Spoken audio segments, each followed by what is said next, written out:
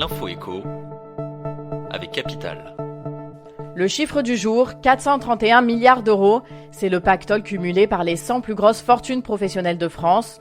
Un nouveau record atteint grâce à une augmentation de 15% sur un an. À la tête de ce palmarès établi par Capital, on trouve Bernard Arnault, le PDG du groupe LVMH. Il est assis sur une fortune de 56,99 milliards d'euros. Grâce à une hausse de plus de 50% en un an, il a ravi la première place à la famille Muliez du groupe Auchan, 45,50 milliards d'euros de fortune estimée cette année. À la troisième place, on trouve Françoise Bettencourt-Meyers du groupe L'Oréal. La suite de ce palmarès est sur capital.fr. Le conseil pratique du jour, en cas de rupture avec votre moitié, fermez vite le compte que vous avez en commun. Votre conjoint a en effet le droit de transférer l'argent sur son compte personnel sans vous demander votre avis. Il peut aussi l'utiliser sans qu'il ne soit provisionné avec le risque d'une interdiction bancaire.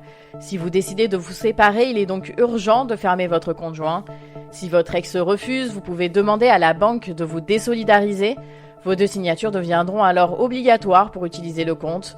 Vous pouvez aussi récupérer votre part et vous retirer du compte. Votre conjoint sera alors le seul titulaire. Le coup de gueule est poussé par les salariés de l'audiovisuel public. Ils sont inquiets suite aux révélations du journaliste Renaud Revel sur son blog. D'après lui, une note de Bercy chiffre les économies à réaliser à 700 millions d'euros d'ici à 2022. 2050 suppressions de postes seraient aussi envisagées. France Télévisions serait particulièrement visée. Ce serait de la démolition et de la casse sociale à grande ampleur, déplore Marc Chauvelot, secrétaire général SNRT-CGT. Les syndicats n'osent pas croire à cette note. À TV5 Monde, on commence à se mobiliser. Un tract a été distribué hier pour alerter sur le sujet. On finit avec la news crypto. France Stratégie, le groupe de réflexion de Matignon, remet aujourd'hui au Premier ministre un rapport sur le développement de la blockchain. L'organisme demande notamment de revoir la fiscalité des crypto-monnaies. Le régime français est plus élevé que celui de nos voisins et manque de clarté. D'après nos informations, la loi de finances présentée en octobre devrait améliorer la fiscalité.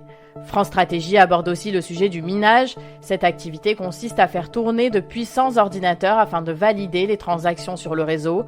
L'organisme alerte sur le fait que les mineurs sont aujourd'hui incités à s'installer hors d'Europe.